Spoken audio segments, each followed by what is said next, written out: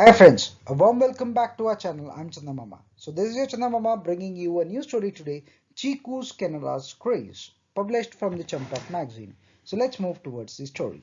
Cheeku Rabbit had recently returned from Canada. Nothing from Champak 1 appealed to him any longer. Whenever someone talked to him, he started praising Canada. He would say, "The cities in Canada are large and beautiful. The streets are so clean. The food is delicious. The government service are excellent." One day, Chiku and his friend Jumpy Monkey in the park. Jumpy asked, "Chiku, you have been to Canada. New Year is near.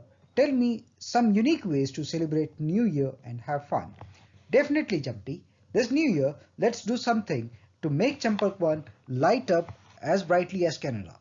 "Chiku, I'm talking about celebrating New Year's Eve, not about transforming Champakwan into Canada," Jumpy teased.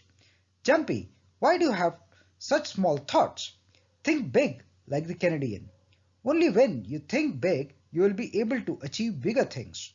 Jumpy thought that ever since Chiku had returned from Canada, he had been behaving strangely.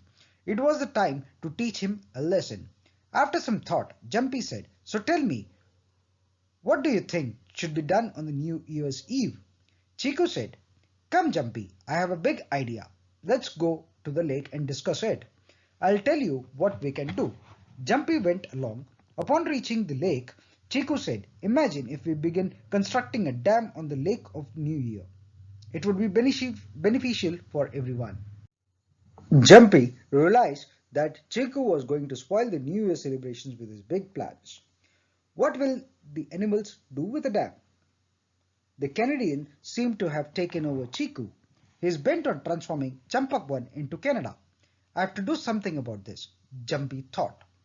Jumpy pretended to agree and said, "You have such brilliant ideas. We never thought of this. There are so many benefits of a dam. It gives electricity and it helps with conservation of water and fishing too." While they were talking, others noticed them and began joining in. Gina Giraffe, Blackie Bear, and the Jumbo Elephant were curious to know what Jumpy and Chiku were talking about. Chiku said, "Jumpy, these are the usual benefits of dam. Think out of the box. Let's do something different. Something big, like the Canadians." Jumpy was confused. He said, "Chiku, I cannot think beyond these ideas. Why don't you tell us more?" Delighted to hear this, Chiku answered arrogantly, "Jumpy, I've seen many water parks and swimming pools in Canada. Both adults and children enjoy them. We should think of something like that. A small dam on the lake could be quite helpful to us." Jumpy was scratching his head, and the others too stood there clueless. They had arrived late and were unable to understand what was going on. Suddenly, Jumpy thought of an idea and said, "The Canadians would dive into these swimming pools from large diving boats, wouldn't they?" Chiku replied with pride, "Yes, of course, why not? I also learned how to dive from a diving board there." But then he ended up mocking Champakwan. "But I know, Jumpy, you won't be able to dive from a diving board into a swimming pool. There aren't any pools around here." Jumpy's friends were very sad to hear this, but he had a plan. He said, "Chiku, for New Year, why don't you teach us how to dive using a diving board? The hill above the lake can be the diving board, and the lake can be the swimming pool. Unlike us, you have returned from Canada, so it might be easier for you." Chiku was very happy to be praised.